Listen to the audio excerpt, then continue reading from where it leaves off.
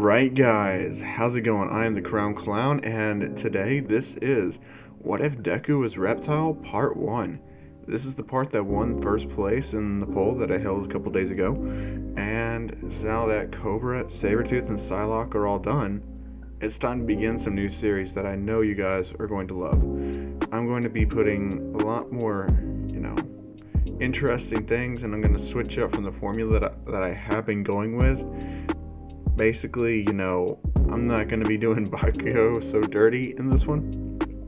So, I hope you guys will enjoy this one. And Deku, he's not going to look like Reptile whatsoever. He's still going to look like Deku. But that might change later on down the line. Who knows? It's just something that I'm still thinking over. So let me know down in the comments below. Should he become a more gradual changing into the Reptile the more he uses his quirk, or should he just stay the same as Deku? Let me know down in the comment section below. But, as always, before we get started, if you guys are going to enjoy this content, I hope you guys would, press like, comment down below, subscribe to this channel, hit that notification bell, and I hope you guys look forward to Spawn coming out right after this one today. And yeah, we got 2 hours on the clock. Let's go. So where we're going to start this one off at is right in kindergarten. So Deku would be there waiting on his quirk. Bakugo would get his, and he'd start showing off. Deku would be mesmerized by Bakugo's quirk, just like in canon. And he would tell Bakugo that whenever he gets his quirk, it's going to be a lot better than his. And that just so happens to be the day that Bakugo decides to kind of, push Deku a little bit. He would say, "Nuh-uh, Deku, no matter what you get, your quirk will never be as good as mine." And keep in mind, Deku's a rather shy kid at this time. So, he's not really confrontational, but he's still wanting to argue with him. And Bakugo, he'd kind of push him a little bit. As Deku would get kind of fed up, he would actually just turn invisible. Right there. As Bakugo's like, "What? Where did Deku go?" As the teachers would be like, "Does he have a teleportation quirk?" As Deku says, "No, he's still here." And they're like, "What? Where is he?" They can't see him, not even his clothes. As Bakugo walks forward, he bumps into something. And that's when Deku, changes back to being visible. And the teachers are just like, "You have an invisibility quirk." As Deku's just like, "Invisibility?" And they say, "That's gonna be an amazing quirk. You could be a stealth hero with that." As Bakugo says, "See, my quirk's a lot more cooler than yours." As Deku would say, "I'm pretty sure there's more to mine, but I don't know."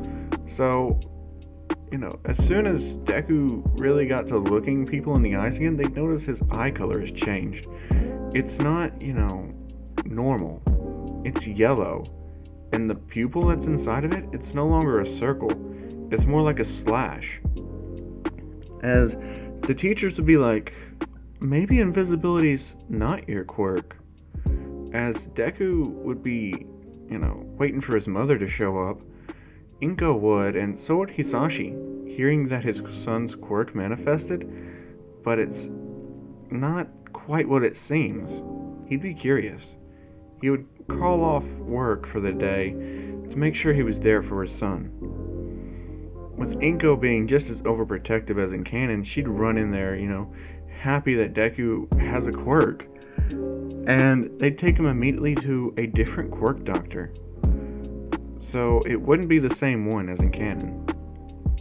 And they would actually do a lot of tests, noticing Deku had an extra organ.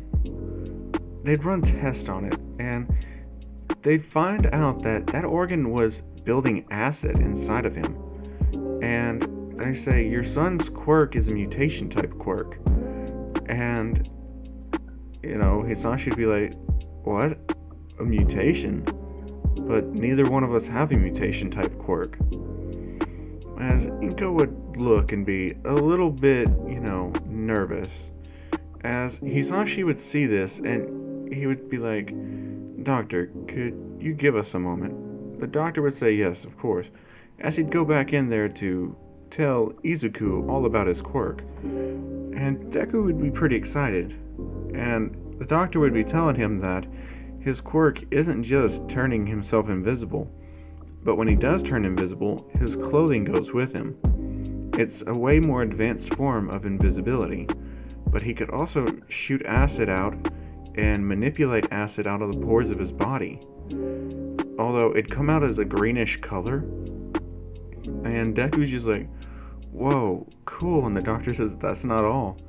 Your body is going to be naturally stronger. You have powers of a lot of different reptilian creatures. And Deku's like, "So what could my quirk be called?" As the doctor would say, "Well, we're not sure what it would be called, because there's not a whole lot of people in the world that have this unique mutation quirk. It's something that less than 1% of the population actually gets. It's very versatile and has a lot of practical uses. You should think carefully before using it though, as it could easily be dangerous as well. There's a lot of responsibility that's going to come with this power, young man, and I hope you'll be able to handle it, because you could make a swell hero." Hearing that, Deku would vow right then and there that he wouldn't be scared anymore.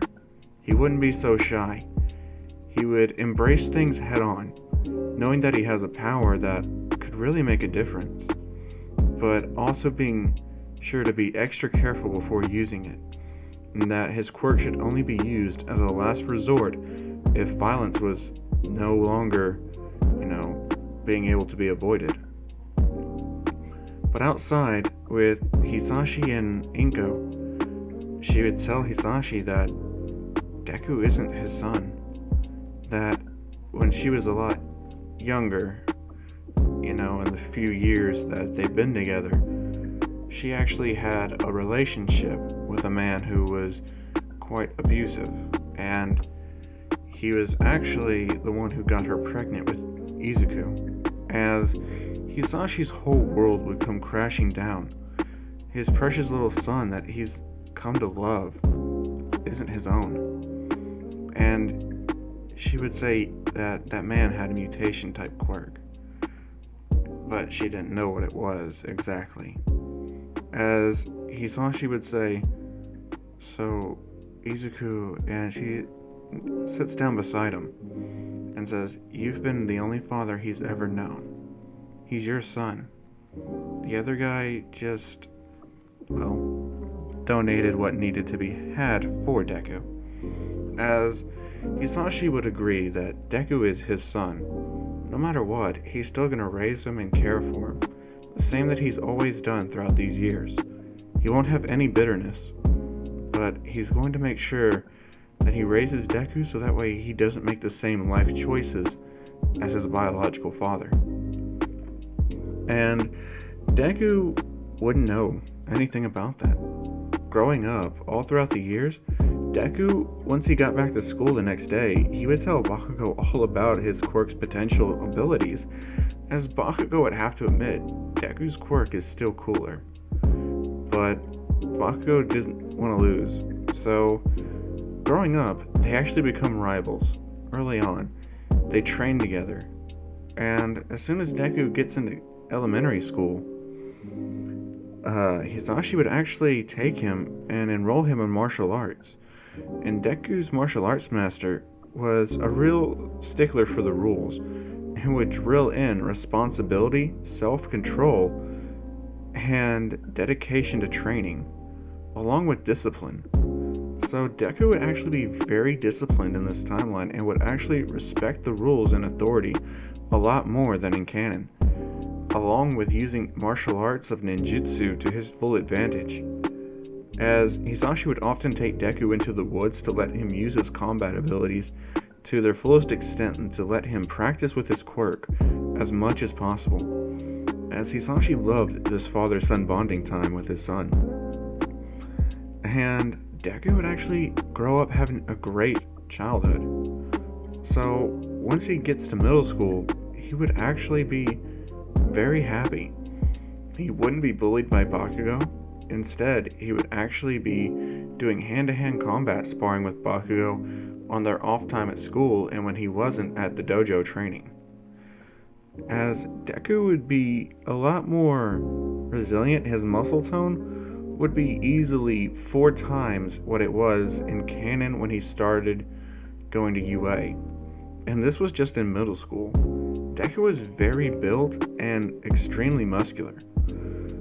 On top of that, it wasn't any type of fat. He only had about 12% body fat on his body at the time. So he would actually be very lean and muscular. Along with that, his speed and agility would be off the charts for someone his age. Even most pro heroes wouldn't have the agility that he has. Being able to stick to surfaces like the trees and the sides of buildings would make him extremely versatile. And especially when running through the forest, he would do parkour, so that way he could get a feel for instant reflexes along with using his powers so it doesn't hurt anybody or risk of serious injury or death. Because Hisashi would be very overprotective, and so would Inko. But Deku would actually stay late one day at school. He would actually be helping out this student.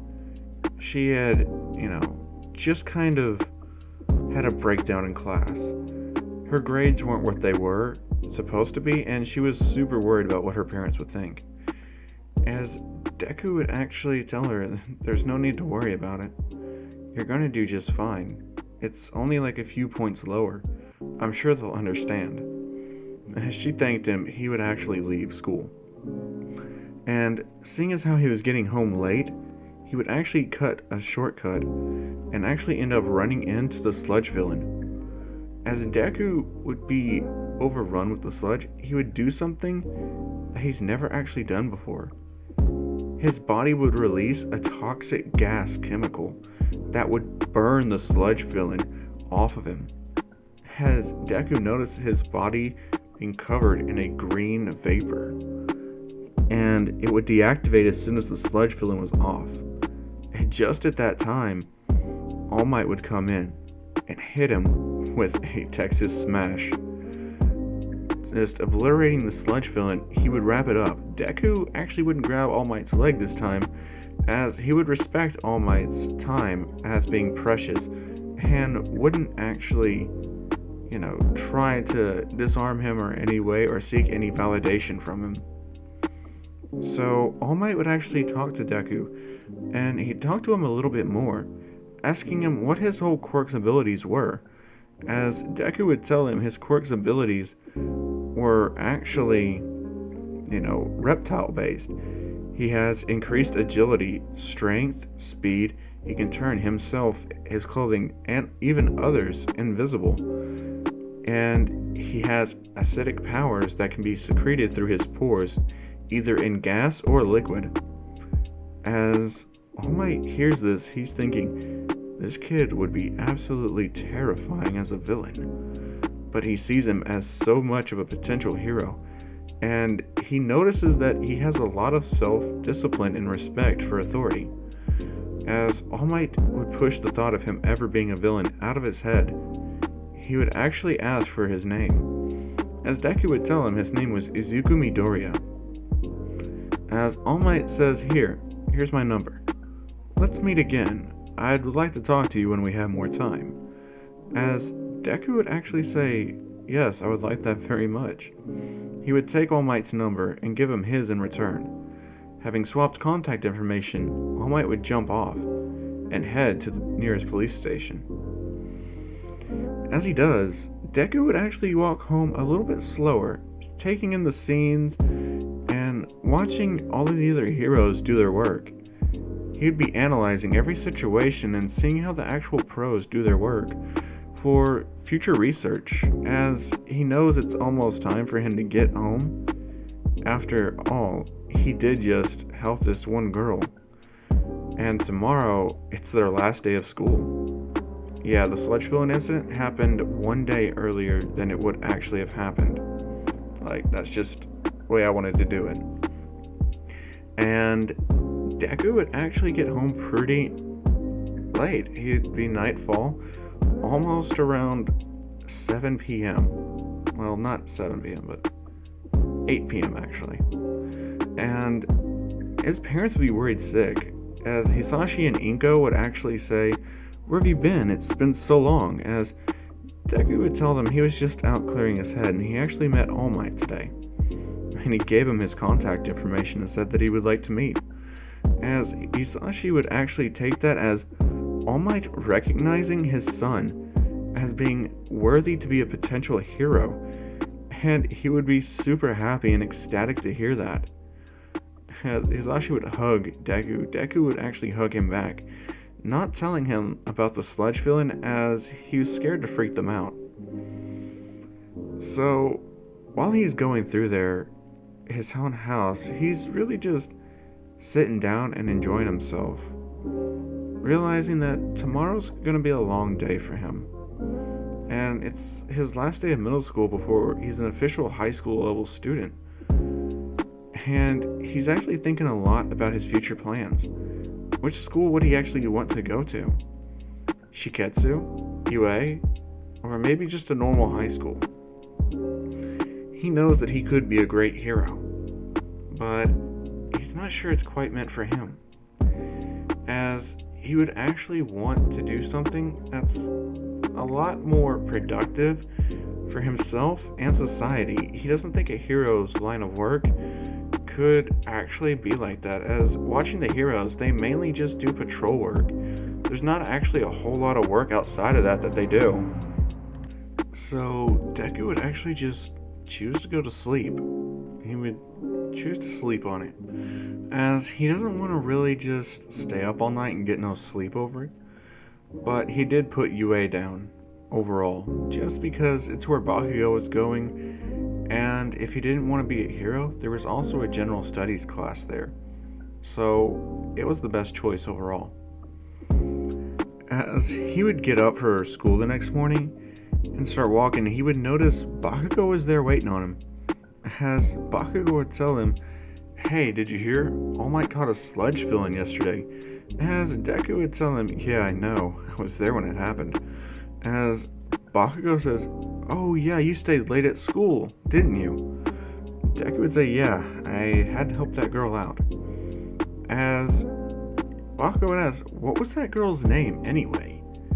And Deku, he would think long and hard about it. He'd say, "I think her name was Asui Suyu?" And Bakugo would say, "Yeah, she's actually a transfer student since last year.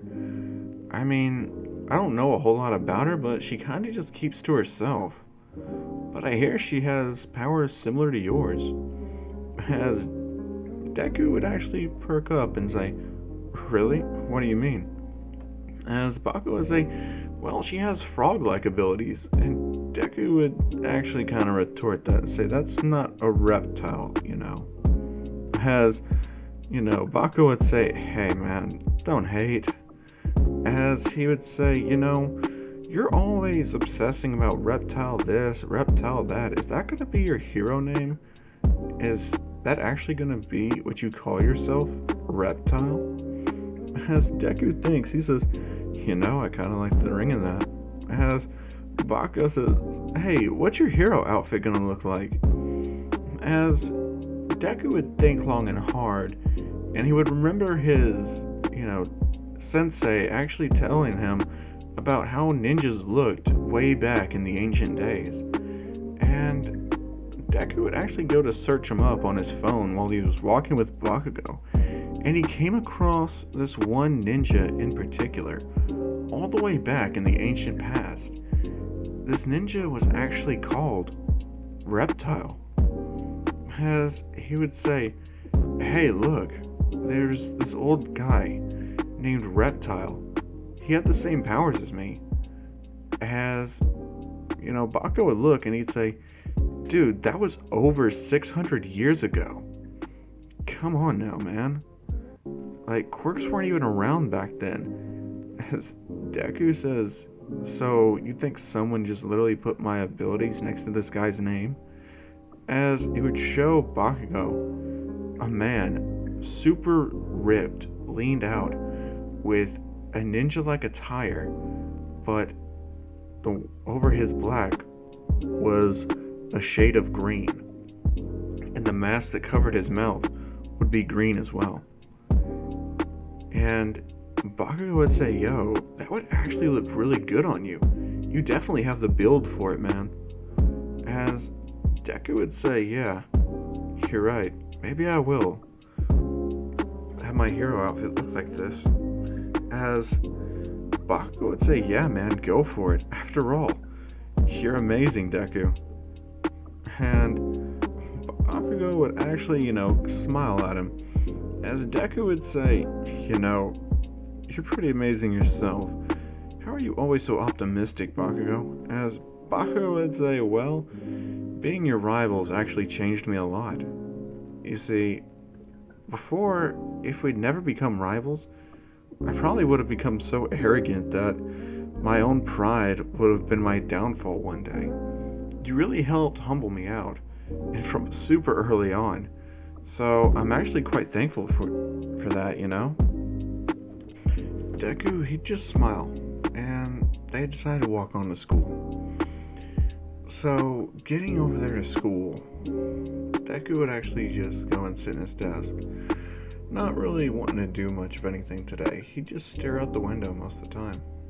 And the teacher, he'd do his morning routines, and then later in the afternoon, he'd come back into the room after leaving for like a brief 5 minutes. As he would come in, he'd say, alright guys, it's time to fill out your forms for what you're going to be in the future. He'd throw them in the air. And he'd say, oh no, you guys just want to be heroes. So, no point in actually filling these forms out. As he throws them in the air, everyone starts using their quirks. Even Bakugo. Deku, not so much though. He's just sitting in his desk, still looking out the window. He hasn't really stopped all day, he's just been deep in thought. Thinking about his powers. What should he actually do with them? As the teacher says, oh, that's right, 2 of you wanted to go to UA. As he'd look and see Katsuki Bakugo.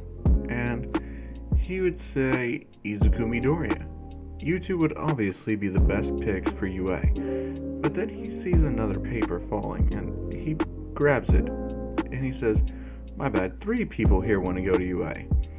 As everyone's looking around, like, what? Who's the third person? And Deku still hasn't looked away yet. And he says, Asui Suyu. She want to go to UA too? As he looks at her, and she just shyly say, yeah, I do. Deku would look back and see Asui, and he would notice her for one of the first times as actually being in his class. He never really knew she was in his class, if he's being honest. Besides Bakugo, he really didn't want to make too many friends. Seeing as how he didn't know what he wanted to do with his future, and he didn't want other people's ideals to kind of rub off on him either. But hearing her and seeing a lot of himself, like what he used to be, inside Asui, he says, well, I hope to see you there. As everyone hears Deku actually speak for the first time all day, they're kind of shocked. And Deku says, just make sure you get in. Alright. As Asui, looking at him, would just say, thank you. As he'd say, no problem. After all, you can be a great hero. As she hears that, she would be shocked. No one's ever told her that before. As Deku would just get up and walk on home. Bakugo would run to catch up with him. And he'd be like, hey man, what was up with that? As Deku said, just giving her the push she needs.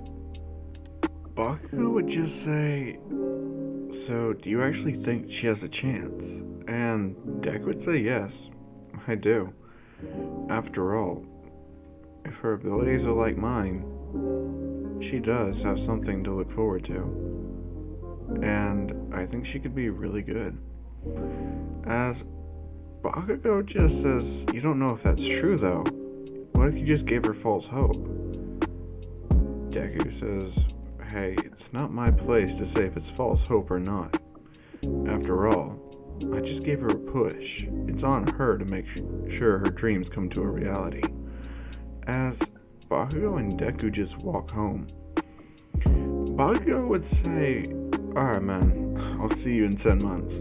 As Deku says, oh, we're not training together. Bakugo would say, no, I actually have some of my own training to do. I don't want to keep bothering you and take away from yours. And besides, we're rivals. It wouldn't be fun if we both just trained together and got to see everything that we could do. So, Deku agreed. I'll see you in 10 months. As they'd walk off, and Deku would actually go to his house and notice somebody's vehicle was parked there. And from the look of it, it's very expensive. He has no clue who it could actually be. So he walks into his house, and as soon as he does, he sees All Might sitting on his couch, along with a slender man in a white suit. So his dad would tell him, please, sit down with us.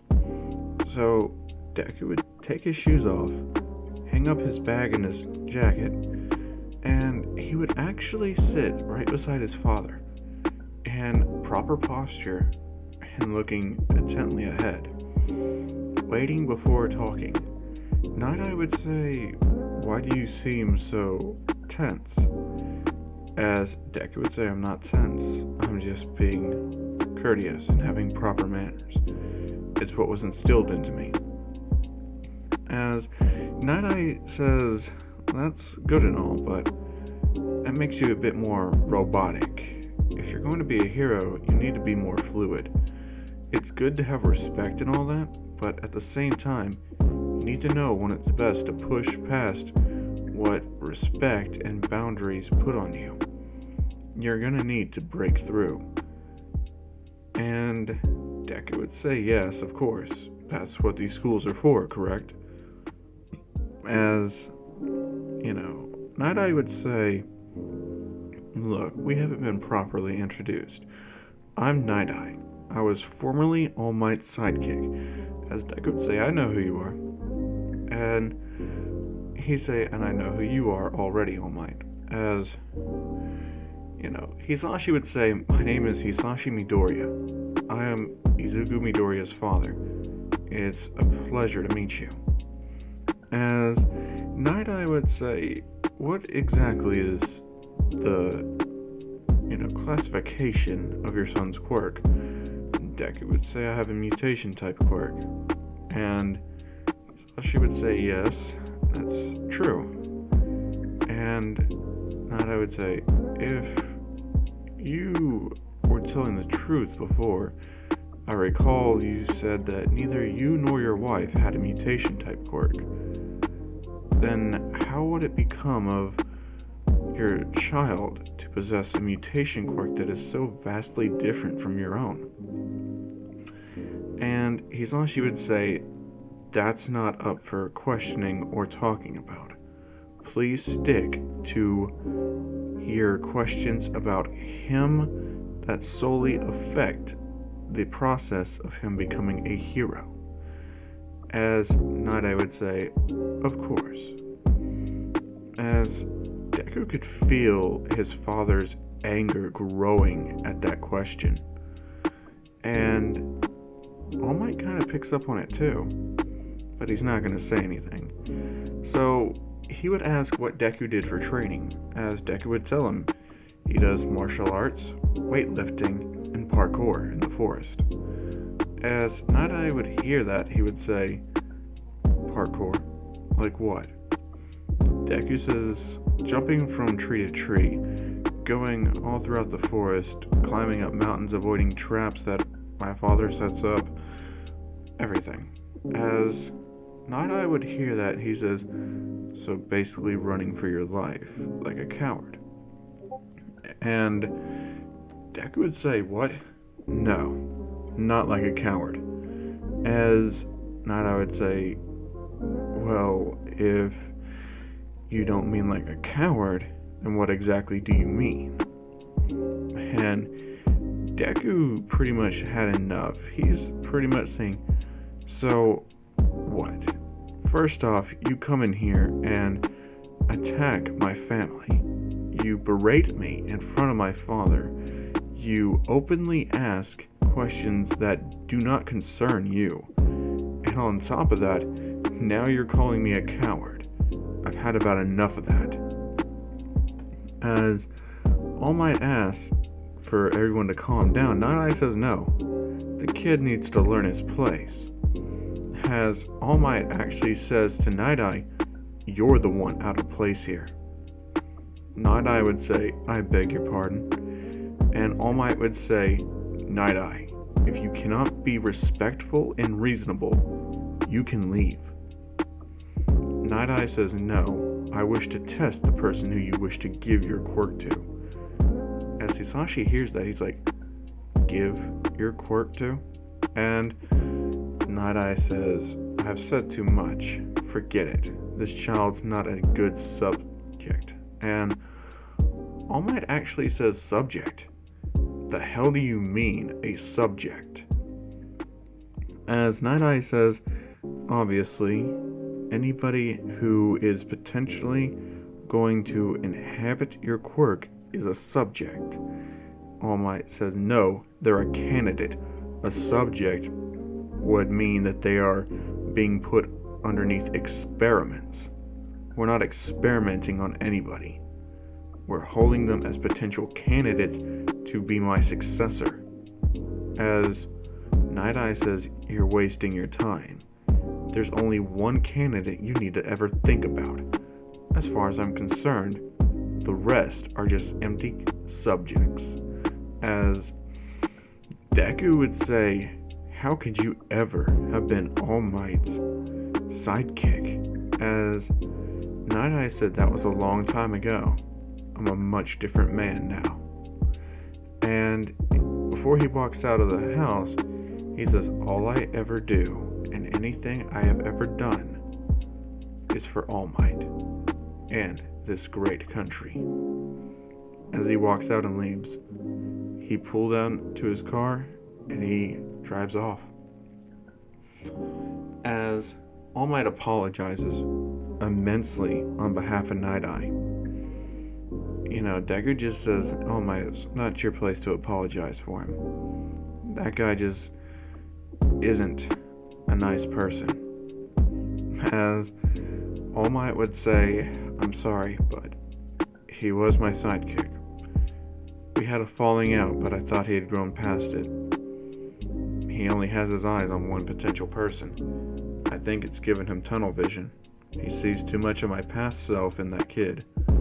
However, that's not the way it should be. I'm not looking for another All Might. I'm looking for someone to be better than me." As Deku hears that, he says, "And you think that could be me?" All Might says, "Yes. Given my honest opinions, you fought a villain, and the first thing you did was didn't even think about using your quirk. It was a natural response from your body. You burned off the sludge villain, but instead of going on to an attack or running away, you chose to look around the area to make sure no one else was there. You took other people's, safety into consideration. And even when you were walking home, I received reports from a friend of mine on the force that you were watching and observing other pro heroes. Seeing as what they did, how they did their jobs, you were observing everything. All that information. Your analytical abilities are, honestly, out of this world. So, I would like to offer you my quirk. It's something that can be passed on, but it can't be stolen. Not by anybody. It can only be passed on willingly. It has to be accepted through the person. However, I can force my quirk into you. And Deku says you can force it into me, but someone can't forcefully take it. And All Might says yes, that is the truth. And Deku says, how though? How is that even possible?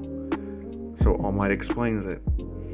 He puts it as the same analogy as in canon. Think of it as, you're in high school, right? And someone's trying to give you a lunch that they made for you. And they push it onto you, and you end up taking it, and they run off. You're stuck with a lunch that you didn't even want. And you can't get rid of it. That's how my quirk works. And Deku says that's a pretty blunt analogy. And All Might says it's the best one I could think of. And Deku says, I see. And how powerful is this quirk? All Might says, you saw what I could do, right? That's just the surface. With each user it gets passed on to, it gets stronger. So for you, it'd be even stronger and more difficult to control. As Deku says, well, my quirk's already difficult to control, but you're saying it'll make me stronger? As he says, yes, I promise it will make you stronger. So Deku agrees. He decides to accept All Might's offer.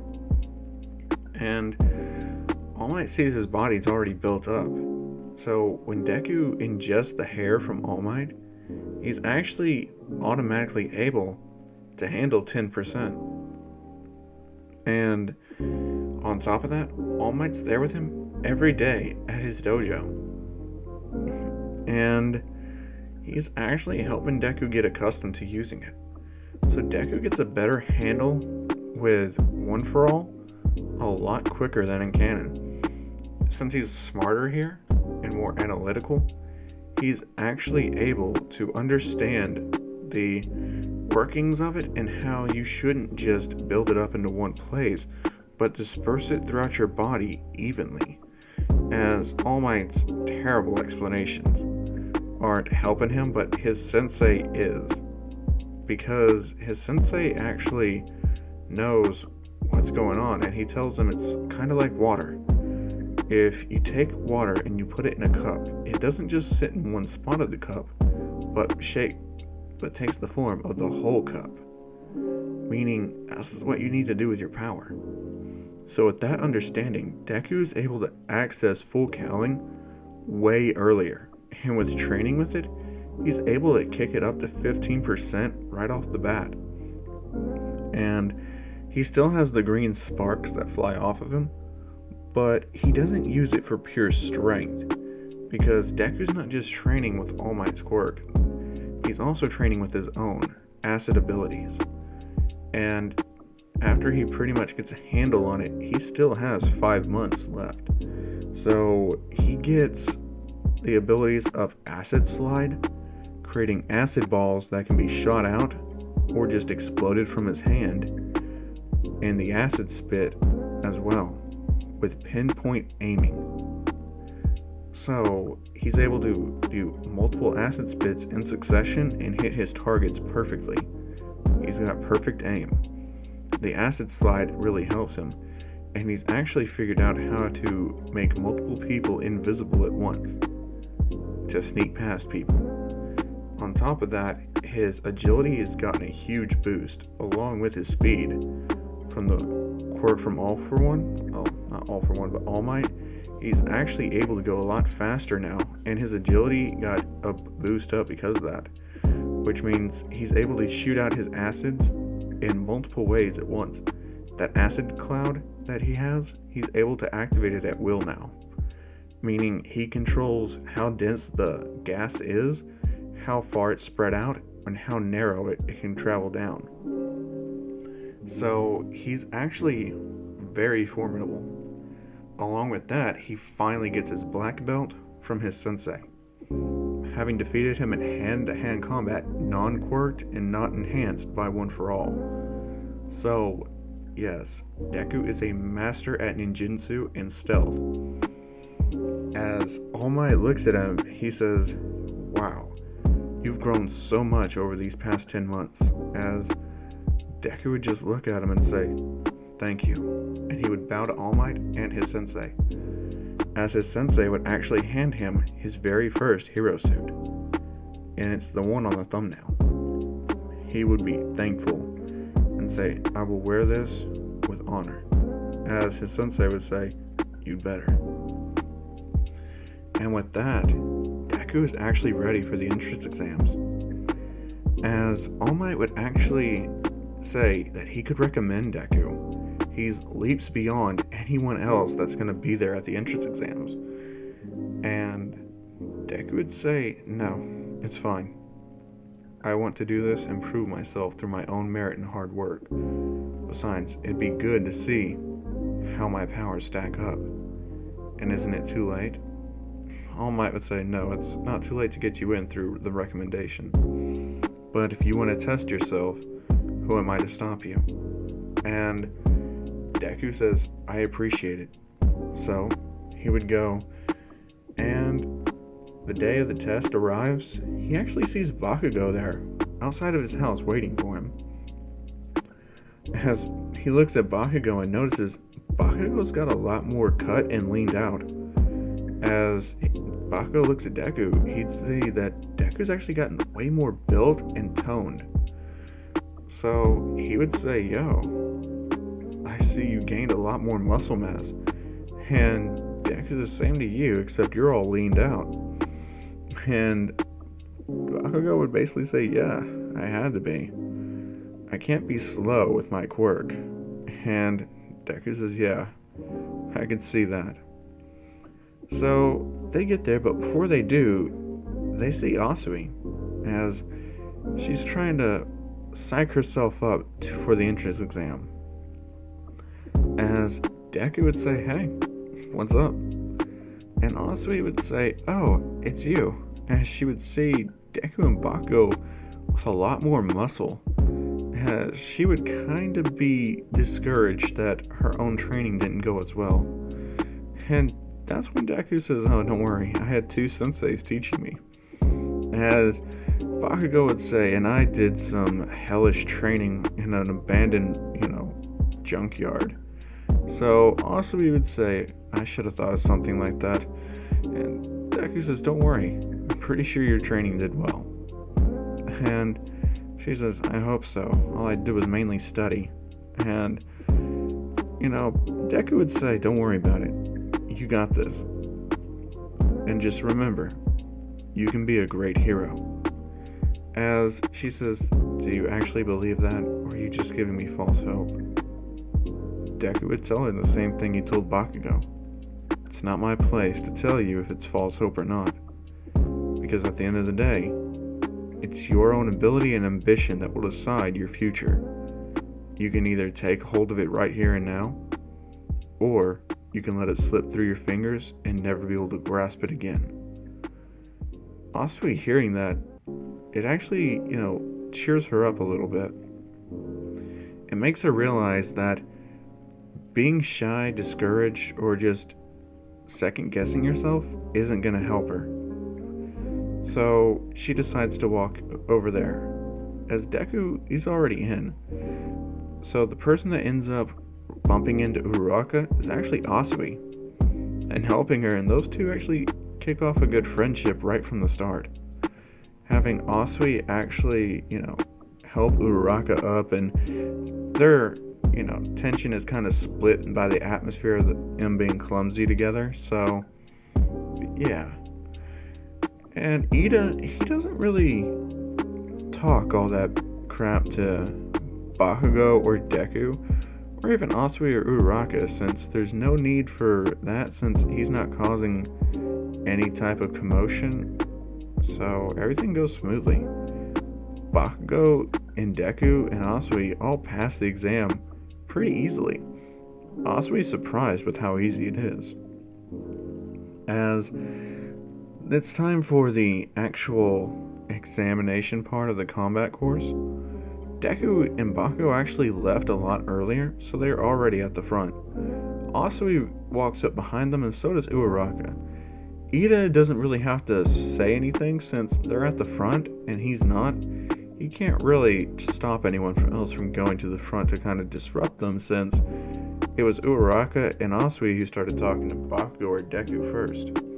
And President Mike says there's no time limit in an actual battle. Deku literally just vanishes right before their eyes as Bakugo says, I will never get used to seeing that. As he would run in and people would just see the robots starting to get destroyed or melt as they see just this green haze all around just tearing the robots, circuitry apart. As everyone would see that, even Nezu would be shocked. He's like, who is that kid? And where is he? I can't see anything. As Deku would reappear right outside of Nezu's window. And Nezu would be shocked, so he'd jump back startled. As Deku would just wave and jump off, shooting acid from his mouth, hitting 6 targets at once. And then he would land right on the robot, crushing it into nothing.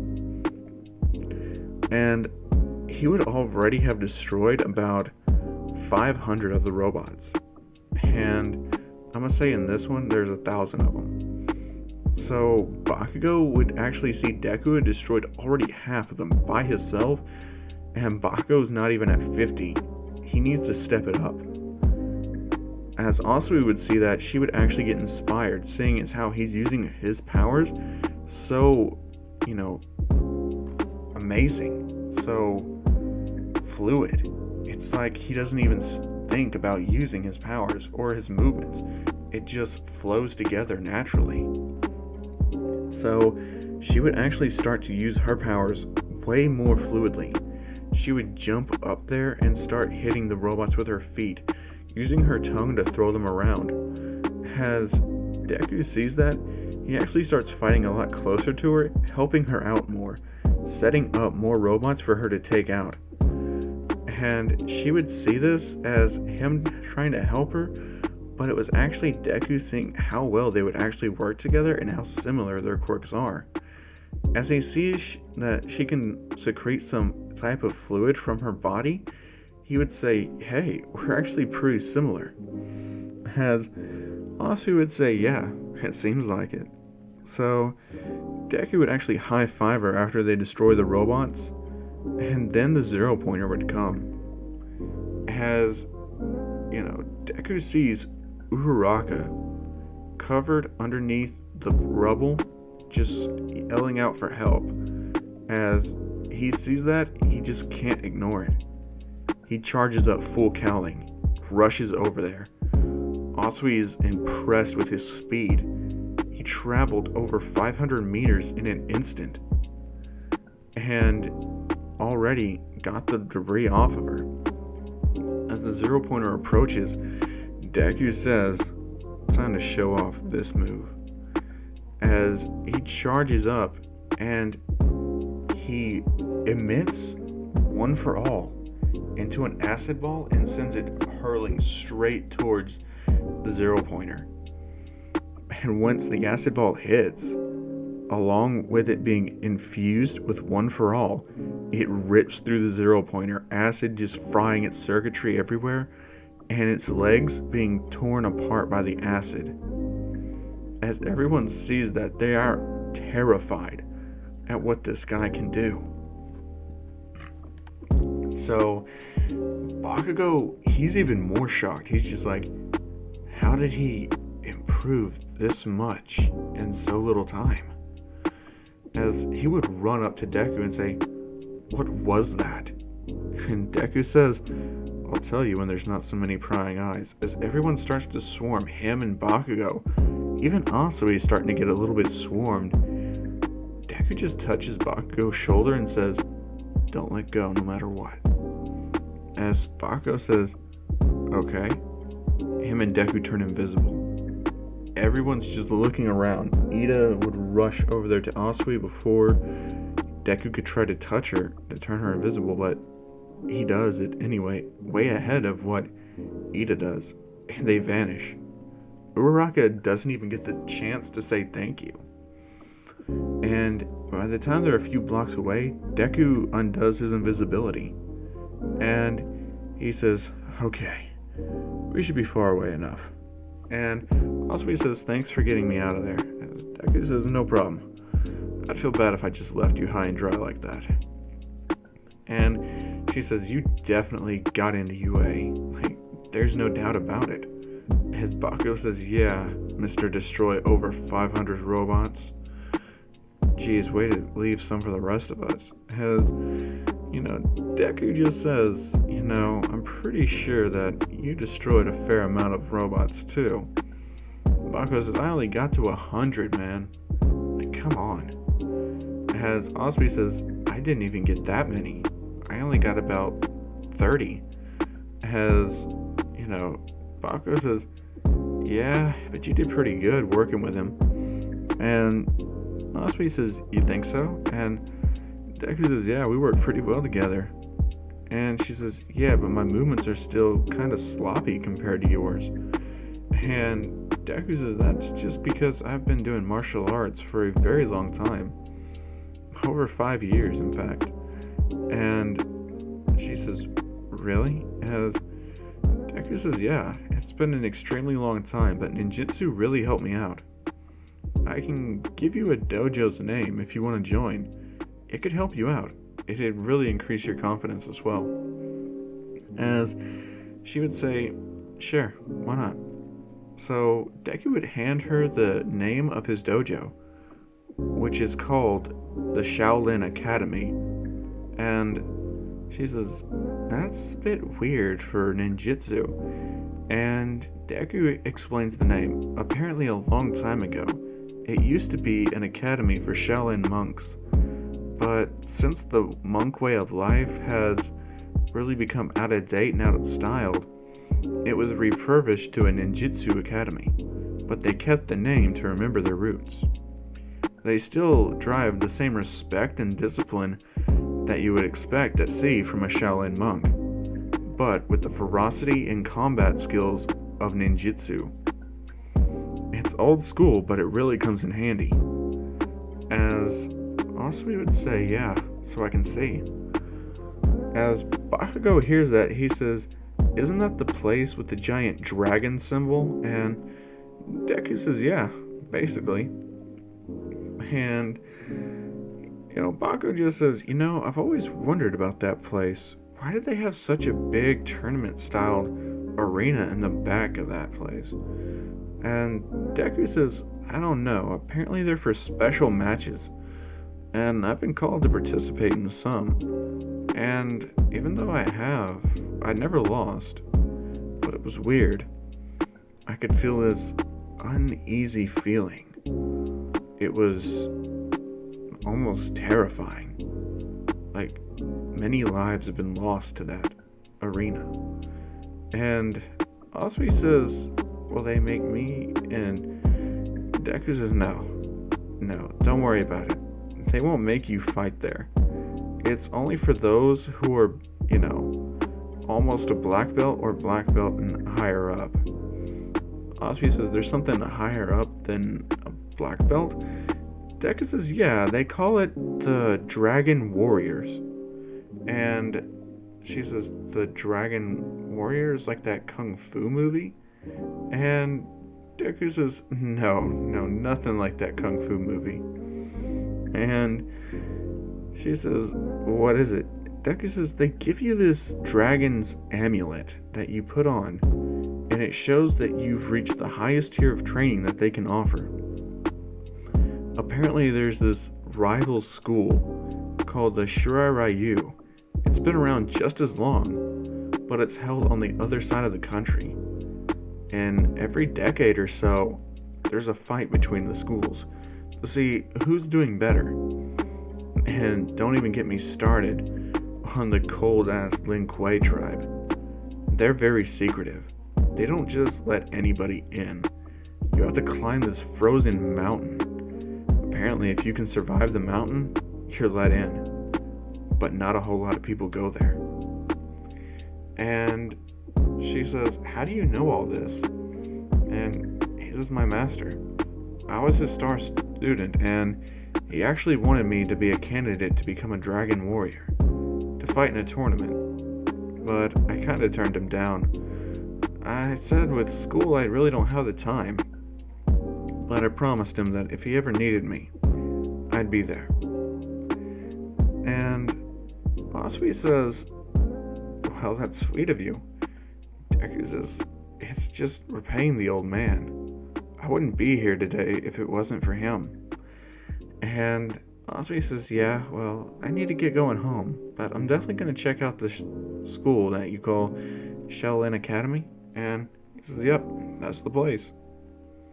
And Bakugo says, man, I'm beat, but I'm hungry. Deku says, yeah, I could eat too. So they end up going to get something to eat. Nezu actually makes a phone call, and All Might answers. Nezu says, the kid, Izukumi Doria, right?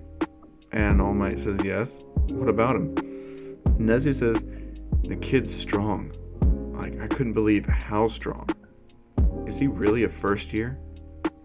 And All Might says, yes. He's actually just a first year who's a master of ninjutsu.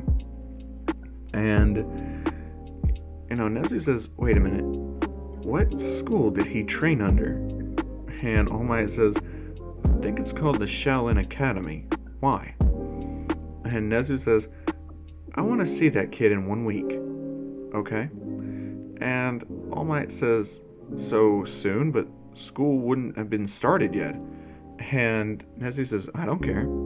I want to see him in my office in a week. There's a lot I want to talk to him about. Please, bring yourself as well. And, oh, another 2 students I want to see as well. And All Might says, who? And he says, their names are Katsuki Bakugo and Asui Tsuyu. And All Might says, why those 2? And Nezu says, I have a feeling that they have a potential to become a lot stronger than they currently are, and that boy could be the key to unlocking that potential. And with those 3, we could have the most powerful set of first years in the history of UA. And especially if one's been trained by the Shaolin. And All Might's like, what's so special about this Shaolin? And Nezu says, I'll explain everything when you get here in a week. And All Might says, very well. So Nezu's actually setting up the precautions. And he says, I hope that was to your liking, Lord Raiden. As Raiden says, yes, those 3, they'll be needed soon, and in the future. As Nezu says, well then, if you'll please excuse me. As All Might says, of course. Well, not All Might, but Raiden says, of course. And Raiden vanishes. As the week goes by, Deku receives a call from All Might saying that he wants to meet up and that UA wants him. And Deku would say, I'll be right there. He'd run, getting dressed, throwing on a green shirt, black jacket, some blue jeans, and basically some black high tops. He'd run out of this house, and his mom would say, sweetie, where are you going? And he says, UA called. They want to meet me. And his mother says, do your best. And Deku would say, thank you. And he would see Bakugo running there too, as well as Asui. And he'd say, they called you too? And they say, yeah. What's this all about? And Bakugo says, obviously, we're the 3 highest scored people in that test. So of course they just want to meet their potential future prospects. As Deku says, if that was the case, they could have just came to our houses. Even Asui's kind of on edge about this. She says, I don't know, something about this doesn't feel right. It feels off. As Bakugo says, don't worry about it. We're here now. UA. It's like we're in. As All Might meets them at the entrance, he walks them in and he says, please be on your best behavior when you enter the principal's office. Deku can sense fear in All Might. And he says, All Might, what's going on? And All Might says, oh, nothing. Don't worry about it, young Midoriya. As he smiles, Deku's not convinced. And Bakugo sees the look on Deku's face, the animalistic instincts in his eyes lighting up. As Asui looks, she can see and feel the tense pressure being put off by Deku. Even All Might can feel the cold, bloodlust feeling from Deku. He says, it's nothing, I promise. As he opens up the door and sees Nezu, but he sees another man, dressed in white and blue, wearing a dragon medallion and a hat. And he says, who's the guy in the hat? And why is he wearing the dragon medallion? That is sacred. It's not something that can be worn just by anyone. And Raiden says, you are correct. This amulet is sacred. It's been passed down through thousands of millennia. As Deku says, and how exactly would you know that? Who are you? Start talking. As Raiden would say, cool yourself, young one. You are an exceptional fighter, yes, but even you are not anywhere close to being able to beat me. As Deku says who? As Raiden teleports right in front of him, Deku readies himself for battle.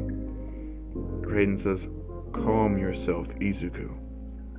And he says, how do you know my name? As Raiden looks him in the eyes and says, your master has told me much about you. And Deku actually kind of relaxes. He can't sense any evil intentions behind Raiden. So he sits down, calm. As Nezu looks at Deku and says, please, don't be alarmed. He's here to offer you a proposition. As Deku's like, what proposition? Did we get accepted into UA or not? As Nezu says, yes, you three are accepted into this hero course, regardless of if you turn down this offer or not. As Raiden tells him, I have a great history to tell you, especially from what you've been training. As Deku says, please do. He says, you know of the Shaolin, the Shiraryu, and even of the Lin Kuei.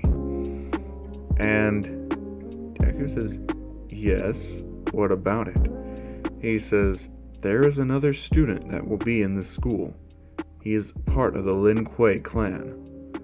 And Deku says, who is it? As he says, the Lin Kuei's clan has chosen to introduce Shoto Todoroki. He yields both powers of fire and ice, but has been trained by the Lin Kuei's master, and has been received with the Lin Kuei's crest. And Deku says, you mean he's their top fighter? You don't get the crest from anything. And Raiden says, yes, that is true. The crest is very important to each of the three clans. The Shaolin wants you to bear theirs, but you turn them down. I wish to know why. As Deku says, I don't think I'm the best suited to wear that crest. Raiden says, and that thought is exactly what makes you the best candidate to wear that crest. As Deku says, how do I know anything you're saying is true? And he says, you remind me much of a warrior. And Deku says, what warrior?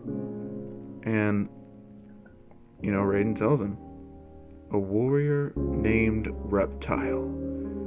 He was cautious, but he was also a formidable opponent. You have his same abilities. As Deku says, that name, I've heard it before. Who was he? As, pretty much Raiden tells him his history, showing him exactly Reptile's fighting style. All the battles that Reptile fought, but Raiden always made sure it was clear Reptile often fought for evil, never a righteous cause, which meant he could never win a single Mortal Kombat tournament. As Deku says a Mortal Kombat tournament, I've heard that before. It was an ancient way, a rite of passage, a life or death battle. And he says that's true. The battles were often tough and grueling. However, I assure you, they are not over. A new Mortal Kombat tournament will be held in the near future. I need warriors to participate, or all is lost. And Deku says, why would I trust you? And Raiden says, let me show you the past. Let me show you the last champion of Mortal Kombat. As he holds Deku's head, he shows him glimpses of Liu Kang and Kung Lao, the fights that they had, the training, the same way of the Shaolin, now reformed as the way of ninjutsu. He showed him Scorpion, Sub-Zero, Rain, Katana, Jade, Kotal, Shao Kahn, and Reptile. And Deku's thoughts, they swarmed Reptile as he saw his fighting style, how vicious, how cold and ruthless he was, and just how efficient he was. And yet, he saw every reason why he lost. Scanning all of Reptile's moves, he was able to create mental images of them, storing them away in his mind before Raiden ripped his hands away and said, do you trust me? As Deku says, yes, I trust you, Lord Raiden. As Asui and Bakugo look confused, and Deku says, I will accept the Lin Kuei crest. As All Might is looking and says, does this mean you won't be my successor? Deku says, no, I will be your successor, I promise. I won't let this gift you've given me go to waste. As Raiden tells him, fear not, your enemies and his enemies will align to be the same. I assure you, there are no other realms besides Earthrealm anymore, but the Mortal Kombat tournament wages a new purpose. And Deku says, what's the new purpose? As Raiden tells him, good or evil, once every few hundred years, there is a Mortal Kombat tournament held to decide which side should come out on top, and which will have the most power moving forward. The forces of evil have won a total of 8 out of 10 Mortal Kombat tournaments. However, I fear that the way of the old tournaments might be erased soon enough and be settled with one last tournament. I have only one fighter, and that is the Lin Kuei clans. The Shirai Ryu have not been able to produce a warrior capable, and since she herself, Asui, has said that she is willing to undertake training from the Shaolin, I will ask of you, Katsuki Bakugo, please undergo the training of the Shirai Ryu. I can bring you their master, a man who has lived for a very long time. He's actually undead, ever living, never aging. Your explosion power might be enough to entice him to teach you, but you will have to hold your tongue. He does not take kindly to disrespect, or dishonor, or disloyalty. As Bakugo thinks hard, he says, "I accept. Who is he?" And Raiden says, "They call him Scorpion." And Deku's just like the man from the flashback. Reptile's most feared adversary. He feared Scorpion more than anyone. Why? And Scorpion erupts from the hellfire and says, "Because I am the one person who is strong enough and deadly enough to slit his throat." As Deku asks, "What became of Reptile?" Raiden says, "When all other realms were purged, he was among the victims. Caught up in his own realm's struggle and conflict, they wiped each other out, leaving nothing but a barren wasteland. It was all I could do to protect Earthrealm from the Elder God's wrath, as they destroyed all other realms besides Earthrealm." And Scorpion says, "The Netherrealm, I've been cut off from it, but the Elder Gods have allowed me to live for eternity, as a way of punishing me, never allowing me to be back with my family." And Deku says, "The eternal pain of loneliness, isolation." And Scorpion says, "Yes, that pain, I feel it most deep." As Bakugo looks at him and says, "I can kind of understand." And, Scorpion says, "How? You still have a family, I can tell. You don't have the look of someone who's been desperate." And Bakugo tells him, "No. For the past 10 months, I've been alone and isolated in a junkyard. My parents kicked me out. I've got nowhere to go. I've been living in that junkyard by myself. I've been too prideful for my own good." As Deku says, "Why didn't you tell me? I could have helped you." As Bakugo says, "No. You're always going on about how people should do things by their own merit. I didn't want to seem like a disappointment to you." As Deku asks, "Why did your parents kick you out?" And Bakugo says, "It's because I told them I wanted to do things my way. I didn't want to be bound by having to go through the recommendation. And they told me that if I wanted to do things my way, I would have to leave their house. And after I tried to find another way with them, it just made them madder, and they kicked me out.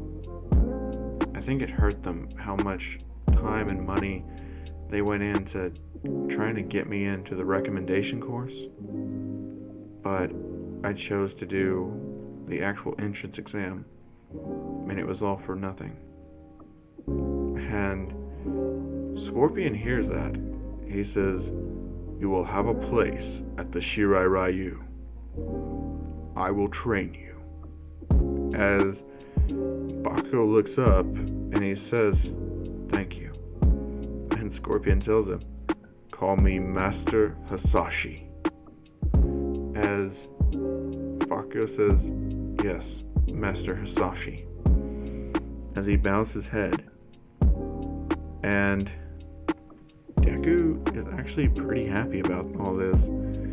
And he kind of sees the parallels between his dad's name, Hisashi Midoriya, and Hanzo Hasashi. It's kind of similar, but different. His dad is Hisashi, and Scorpion's Hasashi. And he kind of makes that joke, and Scorpion just says, "Do not patronize me, boy."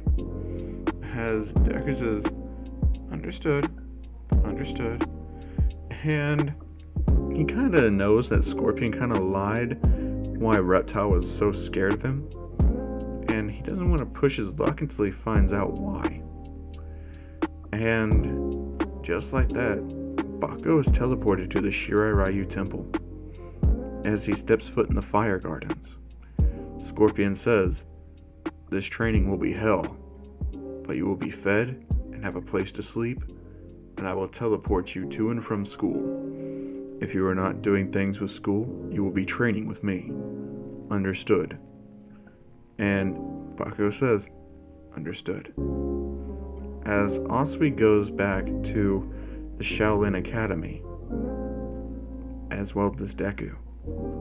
As Deku, prepares to have the dragon's crest pressed upon him, he stands in the middle of the arena as Raiden walks out, holding another dragon medallion, telling him if he wants this, he must prove himself right here and right now against him. As Deku readies himself for a fight, Raiden says, "On my mark, we begin." As Deku says, "When you're ready." And Raiden says, "Begin." As Deku rushes towards, Raiden. And Raiden just teleports behind him, and Deku hits him with a back kick, slashes his head with his claws, grabs it, pulls it back, slams his elbow right into Raiden's collarbone, breaking it. And Raiden says, "You're a vicious fighter. I wouldn't expect any less from someone who goes by the name Reptile." As Deku gets ready, he does a spin and gets ready for a back paw full of acid. He swings wide, misses, as Raiden kicks him right up in the face. A knee straight to his jaw. Deku gets pushed straight up in the air as Raiden uses his electricity to bounce himself up into the air, taking Deku with him, as he flips over, grabbing Deku's shoulders and slamming him back down into the arena floor. And Deku is hurting. He realizes speed's gonna be what wins him this fight. He activates full cowling and gets ready to attack Raiden. As Raiden readies himself, seeing as how Deku's now taking this seriously, and he's surprised with how fast Deku moves right there at him, as Deku hits him with a fist straight to the stomach. As Raiden feels the pain, he's like, this is a lot stronger than the last few punches he's been hitting me with. As he backs off, Asui watching Deku in action, she's amazed with how skillful he is, and even after taking that damage, he's still able to get up.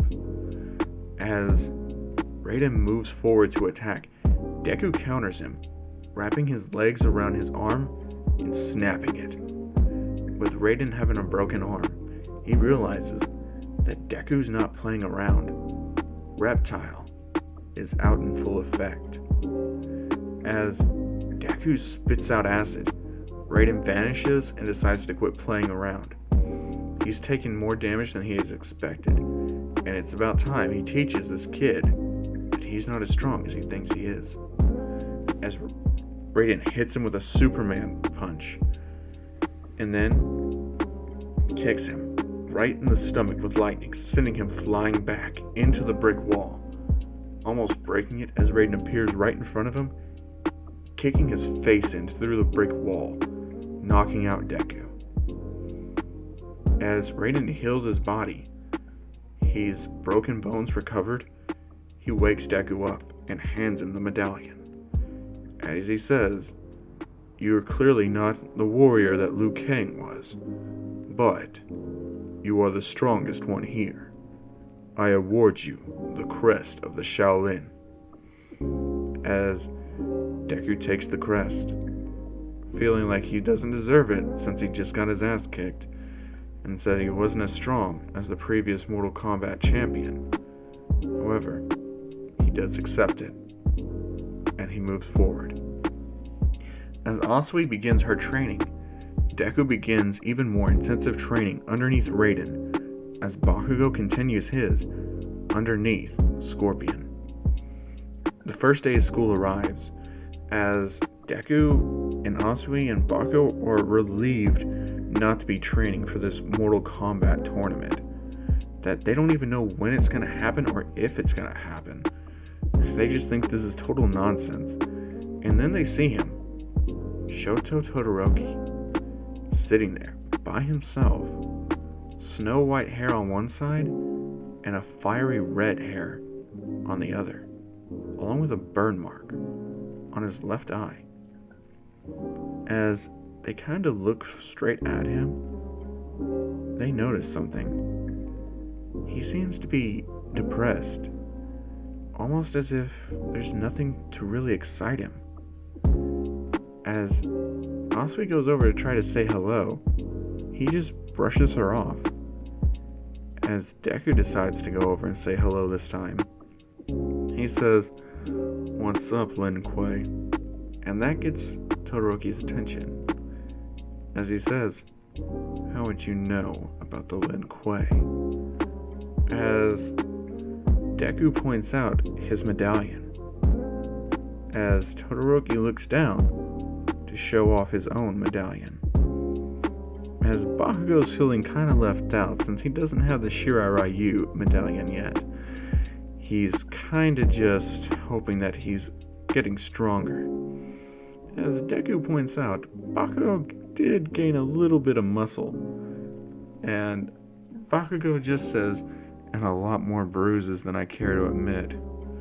And he says Scorpion's one hell of a teacher. As Todoroki hears that, he walks up to Bakugo and says, "So, you're training underneath Grandmaster Hisashi?" And he actually kind of smiles. Bakugo's confused. He thought the clans weren't on good terms with each other. And Todoroki says that the Lin Kuei and Shiraryu have been good friends for centuries now. Ever since the Grandmaster, during that time frame, Bihan, aka Sub-Zero, actually made up with, Grandmaster Hanzo Hisashi. And he's actually pretty happy to hear that. So he says, "So, what about the Shaolin?" And now Todoroki says, "The Shaolin, they're more like rivals as well. But, the Shiraryu are more brotherly to us. The Shaolin just kind of do their own thing. Ever since they lost about 3 of their best fighters." As Deku says, "Oh, you mean Kung Jin, Kung Lao, and Liu Kang?" And he says, "Yeah, those 3 losers." And Deku gets kind of defensive and just like, "Excuse me, losers?" He says, "Any school that abandons their original fighting style for ninjutsu is kind of weak." And Deku just tells him, "Wait a minute here. You don't have any clue what you're talking about. Besides, who are you to talk?"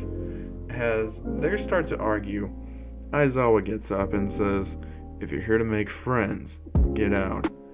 Also, no arguing. You're giving me a migraine. So sit down, shut up, and listen up."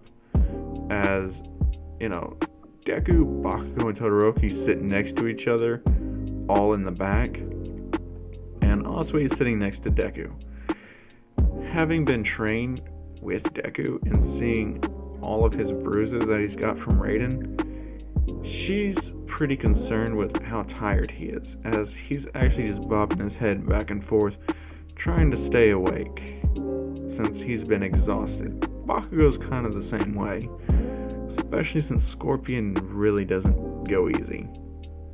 And basically, Aizawa just tells them, "Quirk assessment time." As Deku says, "Isn't that all we're doing today?" Aizawa says, "Yeah, that's pretty much it." And Deku says, "Alright, cool." Him and Bakugo get up, half dead, trying to go down there, and Aizawa just says, "Where you two going?" And he says, "We're assuming you're gonna have us change and go down to, the practice field." Aizawa says, "Good on you." So he goes down there, and Deku and Bakugo actually get changed first, and Todoroki's not that far behind them. As they all stare at each other, they realize their builds are actually pretty different. Deku's got the most absolute just raw muscle mass, but Todoroki is kind of built, but not too cut up, as, Bako has the most skinniest muscle build out of them all. And he's just like, okay, this is a bit weird. And they realize just how different their fighting styles actually are from each other. Since the Lin Kuei clan is kind of more on solidarity and solid muscle, but the Shaolin are all about that absolute muscle strength and flexibility. And the Shiraryu are all about speed and precision. So they realize that this is going to be very beneficial for them to be training with each other. So the Quirk assessment test is there, and Deku's handed the ball first, since he got the highest score. And he throws it, and he gets about, 3,000 meters. As, Todoroki's up next, and he throws it and gets about 2,000 meters. Seeing as how he's kind of upset that he lost to Deku, and Bako realizing that he can make up for this. But he realizes he only has 700 meters. And Todoroki's like, wow. Uraraka still gets Infinity, and pretty much Deku blitzes all of the other ones, with Todoroki not being that far behind him, and Bakugo having a huge gap between him, Deku, and Todoroki. And Bako realizes just how outclassed he is by those two, which humbles him a little bit more. But then Deku reminds him he's training with Scorpion, someone who regularly beat Sub-Zero. And that kind of cheers up Bako. And he just says, yeah, and you're training with Lord Raiden. Todoroki hears that and he says, Lord Raiden's training you? What's so special about you? What makes him so concerned with you? Why not me? I'm just as good. After all, I might be even better than you. And, pretty much Deku's just like, yo, just chill out, man. As Todoroki says, no, I won't. Lord Raiden said that he would trade me. But why? Why is he training you instead? As Deku says, hey, I don't know. I didn't even ask him to. Okay, if you have a problem, take it up with him. You can go to my school later on today. And Todoroki says, I plan to.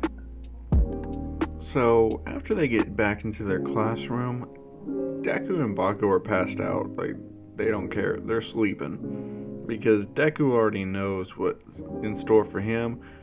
And Bakugo ain't really wanting to have another throwdown with Scorpion when he's dead-ass tired. So, yeah, they're kind of just sleeping. And when they wake up, because Asui and Todoroki woke them up, they get ready to go. And everyone's kind of scared and just standing in a crowd right outside of the gate. As Deku is just like, what's going on? So he just turns invisible and climbs up on the wall. And he sees Scorpion at the gate. And he just jumps back down to Bako and says, yo, your master's here. And, Bako, he's just like, man, why? So he decides to get up there to Scorpion and says, I'm ready, Grandmaster. And, Scorpion just tells him, where is Reptile? And he says, oh, Deku? Hey, Deku, he wants to see you too. And he says, and the Lin Kuei. He says, Todoroki, you too. As Todoroki's confused by this, Asui goes with Deku. As all three of them get up there to where Bakugo is, Scorpion just says, it's time we left. Come. as he just teleports them all to Deku's school. And Deku's just like, what's the meaning of this? As Raiden says, you will be going through a test today. And Deku's like, what do you mean a test? He says, you and Todoroki will be fighting in Mortal Kombat. As Todoroki says, what do you mean? We're on the same side. Why should we fight in a death match? And Raiden says, not a death match. There shall be no fatalities allowed. However, you are allowed to use your powers and abilities to their max. As Todoroki says, then I'm in. Deku still wants an answer. He's like, why? Raiden says, so I can see who I should focus my efforts on. As he looks at Deku and says, you're not responding to the training. As Deku says, because you don't give me a damn day to rest, you fucking old man. As Raiden kind of, feels like he's done a disservice. But he says, what do you think, brother? As Fujin walks out and he says, the young Reptile, I think he would do better under my care. As Deku looks at Fujin, and he gets a much better feeling from him than he does from Raiden. And Fujin says, Raiden, it's true, you are very cruel, and you don't give them much downtime. Has the past clouded your judgment so much that you would destroy new talent rather than cultivate it? And Raiden says, we're running out of time and we demand results. We cannot go easy. As Scorpion realizes he hasn't given Bakugo a day to rest, he looks at Bakugo and says, rest. You will need your strength for the coming days. As Bakugo says, thank you, Master. Because he starts to get ready to just heal his bruises. And he sits down. So does Asui, because she's actually been given days to rest. So she's actually, rested, but she does want to see the match. Todoroki's been given rest days as well, so he's not tired as much as Deku is. But Deku accepts the fight nonetheless. As he gets ready to fight against Todoroki. And Todoroki is, facing him with his ice side forward. Deku decides that if it's ice he's going to be using, he may as well melt it with his acid. As Todoroki starts the fight, he sends ice shards spewing right towards Deku as Deku unleashes his acidic gas around his body and they vaporize, becoming ice. As Todoroki stands there surprised, he's like, so, you can block that. As Deku does a acid slide as Todoroki does an ice slide. They meet each other and Deku kicks Todoroki in the stomach and knees him right in the jaw. And Raiden sees that, Deku just pulled off his move. Sure, it was a different way he set it up, but he still pulled off that knee to the chin perfectly. As Deku grabs Todoroki's face from that and slams it into the ground, jumps on his back and flips him up in the air. As Todoroki realizes he's pretty much a dead target.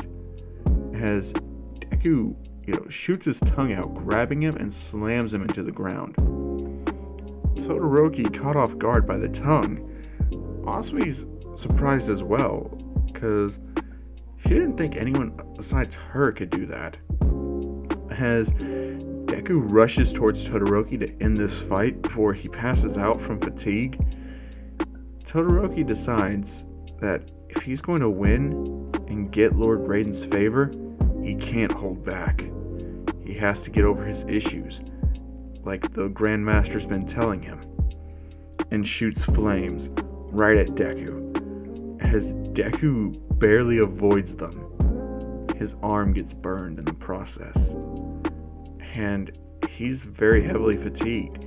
He can't afford to keep wasting energy like this. He's got to knock this guy out. So, he goes invisible. As As Todoroki stands looking around, he just shoots fire in all directions. As Deku runs, trying his best to avoid the fire, it's no use. He's too exhausted to continue. He hits the ground hard, panting. Invisibility wears off. As Todoroki's about to hit him with another attack, Fujin stops the match, says that's enough. This was not a fair contest, Raiden. As Raiden says, fair? Fairness isn't the problem. He's just weak. As Fujin says, who are you to judge one's strength off a half-dead combatant? As Raiden pauses, this has given him much time to think, and he says, it doesn't matter. We need him to fight. As Fujin tells him, not like this. Never like this. As he tells him, you disappoint me, brother. You disappoint me dearly. As he tells Deku, he is now his trainer. As Raiden takes Todoroki as the victor and says he will be his trainer. As Todoroki, he's pretty excited to be trained by Raiden. And Raiden actually isn't going to go as hard on Todoroki as he did on Deku. And Fujin realizes Raiden is different. Ever since Liu Kang died, he's been a lot harder on the Shaolin students, but normal around any other ones. And he decides to talk to Deku's master and tells him Raiden will no longer be allowed to train warriors from the Shaolin. That this is Fujin's territory now. And that's actually where I'm going to be leaving it off for. I know I promised you guys like 2 hours on this, but if I keep going, it's easily going to be over 2 hours, and I really don't want to do that. So I'm sorry to cut it short, but I'm also pretty exhausted, and I still got to record Spawn for you guys. So I hope you guys enjoyed this video, and I am going to be tying in more Mortal Kombat lore with the My Hero universe for this series. I didn't really do that with Rain, but this is something I've been wanting to do for a really long time, as Reptile is one of my favorite Mortal Kombat characters. He's not my top, but he's easily one of them. And it's just like, I really do want to enjoy this series, and I don't want to rush it. So, I hope you guys enjoy this series, and I hope you look forward to Spawn coming out later today. And this video might go live a bit later on in the day, but still, I am sorry if that's the case. But, as always, I've been the Chrome Clown, and I hope to see all of you amazing people again when Spawn comes out later today. Thank you for your time, and peace.